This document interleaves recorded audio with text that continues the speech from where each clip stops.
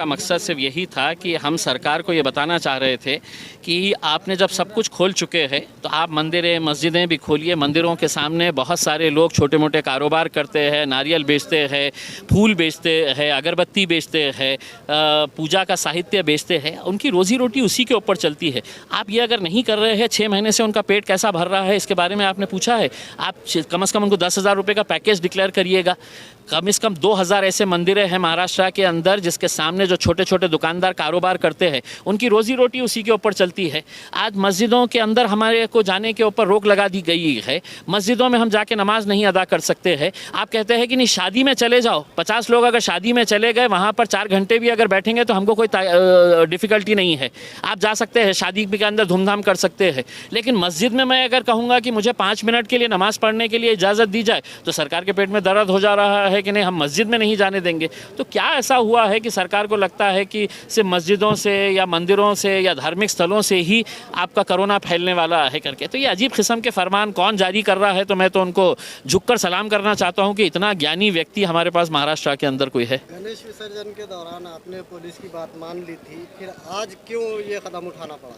नहीं, देखिए, कल के दिन पुलिस ने जब विनती की थी तो मैंने उसका मान रखते हुए, क्योंकि कल गणेश विसर्जन एक हमारे हिंदू भाइयों के लिए बहुत बड़ा दिन है, अहम दिन है। पुलिस ने कहा कि हमारी पूरी पुलिस फोर्स उसमें लगी हुई है। मैंने उनका आदर करते हुए मैंने कहा ठीक है, मैं नहीं जाऊंगा करके। मैंने कल ही उनसे कहा था कि मैं कल नहीं जाऊंगा, लेकिन आज फिर मस्जिद के अंदर जाने के लिए आप रोकना नहीं करके, तो मैंने आज के दिन मस्जिद के अंदर जाने का ऐलान किया था, तो वहाँ पर भी मुझे रोक दिया गया है।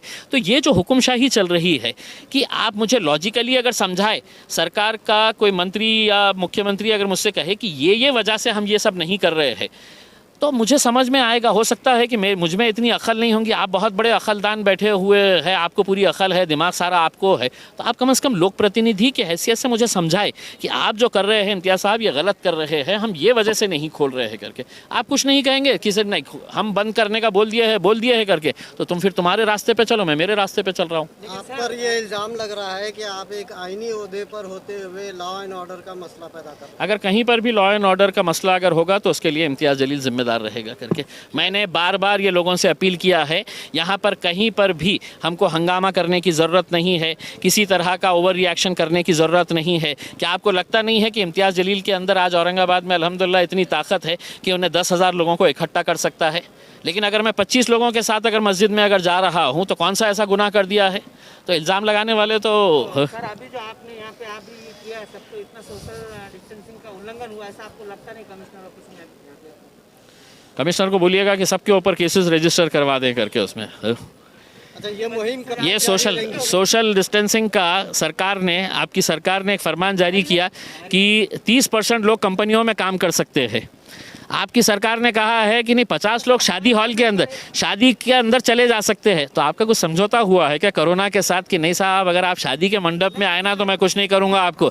आप मस्जिद में गए कि मैं आपको देखिएगा, आपको कोरोना फैला दूंगा मैं आपको? तो कोरोना के साथ अगर ऐसा कुछ समझौता हुआ होगा तो आप बता दीजिएगा उसमें। सर, ये मजहबी मकाम